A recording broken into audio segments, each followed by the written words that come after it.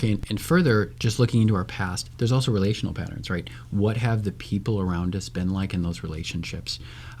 Family relational patterns can take a lot of different forms, right? Separation, divorce, remarriage, abandonment, if someone was not there or missing, adoption, emotional unavailability, relational enmeshment, patterns of dominance or submission, being codependent. There's a lot of and then there's a lot of subtle and covert patterns.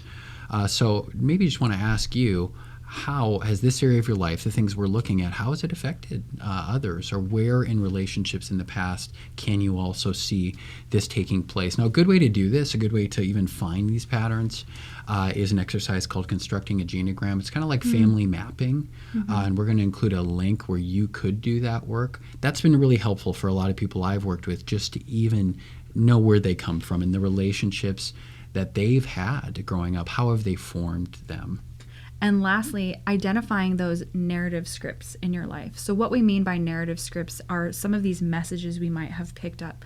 I'm not good enough. I'll never amount to anything. Something's wrong with me. Those kinds of things. A lot of the times, these messages unfortunately come from our family of origin, through close relationships with a father figure or a mother figure, guardian, or another important adult in our lives. When we're growing up, we really take in the ways that we're spoken to and the ways that we're spoken about, and kind of formulate sometimes these really negative or false beliefs about ourselves that we go on to carry throughout our lives. And so just to give an example of how this might show up in my adult life is I might have maybe a struggle with feeling overwhelmed in my parenting or my relationships, marriage, work, something like that.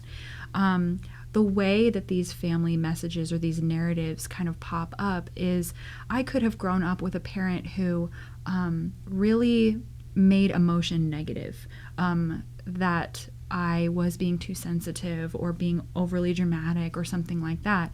And so that can then translate into really an inability that I have in myself to show up emotionally for myself, because I have this message that emotions are bad, or I have this message that I'm overwhelming, so then therefore I'm overwhelmed at all times.